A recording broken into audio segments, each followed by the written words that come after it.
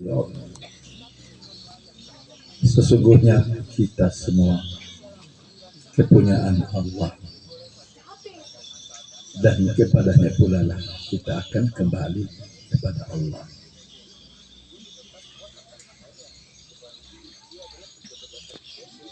Alhamdulillah, segala puji bagi Allah Subhanahu wa taala yang telah memberikan kita satu karunia yang besar, yaitu karunia iman Islam. Ini karunia yang amat besar yang tidak ada nilainya, tidak dijual di pasar, tidak bisa kita jual beli di pasar. Ini hak Allah, diberikan kepada hamba-hambanya yang terpilih, yang dicintai oleh Allah Subhanahu wa taala. Kita yang berada di tempat ini melayat bertakziah sebagai sunnah Nabi Shallallahu Alaihi Wasallam sekaligus perintah Allah Subhanahu wa taala. Bapak-bapak, ibu-ibu yang saya cintai, yang saya muliakan, nasib kita semua sama. Kita dihidupkan dan kita akan dimatikan, pasti. Al-Quran di dalam 30 juz 114 surah, semua itu bercerita tentang kepastian, pasti dan pasti. Allah Maha Pasti, ada, wujud, qidam, baqa, mukhalafatu lil hawadisi, qiyamuhu binafsihi, pasti. Allah Maha Kuasa, pencipta, pemelihara, yang menghidupkan kita, yang mematikan kita, yang berikan rezeki kepada kita, Allah, pasti. Kemudian pasti pula alam akhirat, alam kubur itu pasti, tidak ada ragu-ragu. Padang mahsyar itu pasti, pertanyaan di dalam kubur itu pasti. Berdiri kita di padang mahsyar bersama dengan para nabi, para rasul, itu pasti. Kita diperjalankan di padang mahsyar di titian sirat, pasti. Kita dimasukkan dalam surga dengan amal perbuatan kita yang baik, berdasarkan iman yakin kita kepada Allah Subhanahu wa taala, pasti. Orang kafir yang tidak beriman kepada Allah, yang ingkar kepada Allah Subhanahu wa taala, pasti akan dimasukkan ke dalam neraka. Itu semua pasti, ibu-ibu, bapak-bapak. Tidak ada yang ragu-ragu. Dzalikal kitabul la raiba fihi hudan lil muttaqin.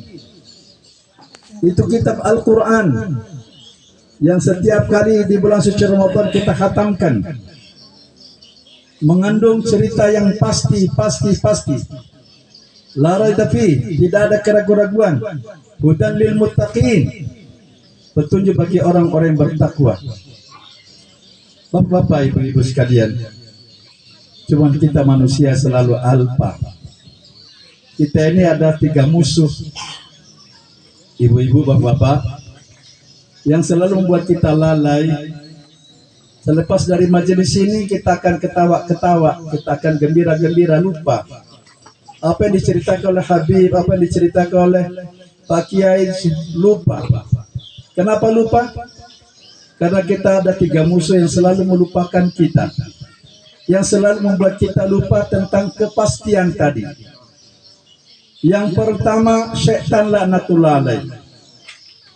Innahu lakum adu mubin. Syaitan laknatullah alaih. Syaitan yang dilaknat oleh Allah Subhanahu wa taala. Lakum adu, musuh kamu yang nyata, yang selalu melupakan kita tentang iman kita, yakin kita kepada Allah, tentang perintah-perintah Allah yang diwajibkan ke atas kita untuk kita taati. Karena itulah jalan hidup kita, Shiratul Mustaqim, menuju surga Allah Subhanahu wa taala.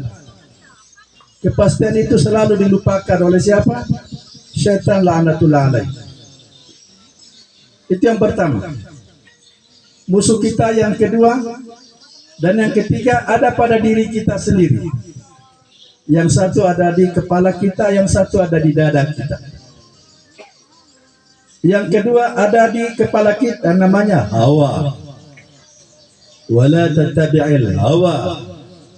Jangan kamu ikuti hawamu. Apa itu hawa? Hawa itu selalu berkata, menurut saya, menurut saya, menurut saya, menurut saya. Tidak ada menurut saya. Kehidupan ini tidak ada menurut saya, ibu, bapak-bapak, tidak ada menurut saya. Baik orang kantoran, orang dagang, orang politik, presiden, menteri, tukang kebun, nelayan, pelayan. Tidak ada menurut saya hidup ini. Hidup ini menurut Allah. Hidup ini menurut Allah dan Rasul. Tapi hawa selalu berkata, menurut saya, tidak ada menurut saya. Siapa yang bilang menurut saya, dia akan cetak hidupnya dengan cetakan yang salah. Ibu, siapa yang berkata menurut saya dalam hidup ini, dia cetak hidupnya dengan cetakan yang salah. Bila kita cetak hidup di dunia salah, alam kubur salah, di padang mahsyar salah, di titian sirat salah, maka ujungnya adalah neraka. Karena menurut saya, bukan menurut Allah. Afara'aita man ittakhadha ilahahu hawahu fa adallahu Allahu 'ala ilm. Muhammad sallallahu alaihi wasallam, tidakkah engkau melihat seseorang yang menjadikan hawanya sebagai Tuhannya, panutannya, ikutannya? Hawa di sini. Maka ibu-ibu, jangan ikut mau saya. Ikut juga mau suami. Pak, mau masak apa? Tanya juga begitu. Iya. Mau tanya ibu, mau pakai apa? Iya. Jangan mau saya. Kalau mau saya itu sesat. Fa'adallahullah, Allah SWT akan sesatkan. Itu. Ini perlu ibu-ibu, bapak-bapak, kita bersyukur Al-Quran dalam menceritakan kepada kita bagaimana cara hidup yang betul, jadi manajer yang betul, direktur yang betul, menteri yang betul, bupati yang betul, petani yang betul, pedagang yang betul. Ya, kita ikut Allah Subhanahu wa taala. Sudah dimaktubkan, sudah diterangkan dalam Al-Qur'an. Wala tatabil hawa fayudilluka an sabilillah. Kalau kau ikut hawa, engkau akan disesatkan dari jalan yang lurus, jalannya Allah. Di situ ada ridho Allah, ada rahmat Allah. Itu yang kedua. Yang ketiga, nafsu. Nafsu. Dalam Al-Quran, cerita Nabi Yusuf alaihissalam ketika dikejar oleh siapa? Perempuan cantik. Namanya Siti Zulaikha. Beliau pasrah. Kenapa? Nafsunya telah menguasai dirinya. Allah Subhanahu wa taala selamatkan dengan mengirim gambar bapaknya. Maka dia terus sadar. Al-Quran di situ Allah SWT terangkan, ma ubari'u nafsi, aku sendiri tidak mampu untuk bebas dari kungkungan nafsuku. Innan nafsa la amaratum bisu, karena nafsu itu selalu menggiring manusia kepada kejahatan. Setan menggunakan dua instrumen, dua alat, hawa dan nafsu, untuk menggoda kita, menjauhkan kita dari Allah, dari perintah Allah. maka kita menjadi orang lalai. Maka Allah beritahu kita, ya ayyuhalladzina amanu la tulhikum amwalukum wala auladukum an dzikrillah. Orang-orang beriman, jangan sekali-kali kamu dilalaikan oleh apa? Hartamu, oleh suami yang kau cintai atau istri yang kau cintai, anak yang kau cintai. La tulhikum amwalukum wala auladukum an dzikrillah.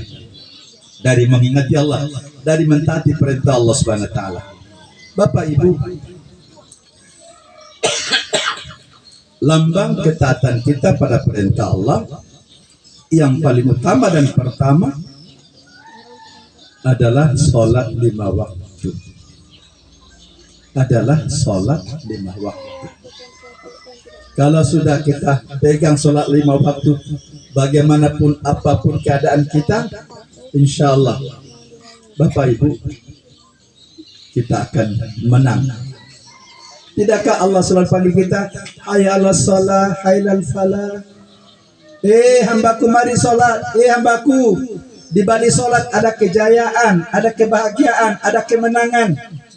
Siapa yang pegang sholat 5 waktu, apapun pekerjaannya, kesibukannya, di laut kah, di darat kah, di gunung saja, tidak ada masalah. Di sana kita bisa sholat, di sini kita bisa sholat, di masjid kita bisa sholat, di mana saja kita bisa sholat. Orang itu membawa kunci surganya, kemenangannya, kehebatannya, ketenangannya, baik di dunia dan di alam akhir. Bapak, ibu-ibu sekalian, maka hamba Allah yang ada di hadapan kita ini sekarang sudah menjadi almarhum. Kita tidak panggil namanya almarhum. Apa itu almarhum? Almarhum itu bukan jasadnya. Almarhum itu yang berangkat. Jasad ini membungkus. Bungkus, dia berasal dari tanah. Pasti kita kembalikan ke tanah. Di sana akan menjadi makanan cacing. Jasad hanya pembungkus saja, Ibu. Yang almarhum itu dirahmati Allah.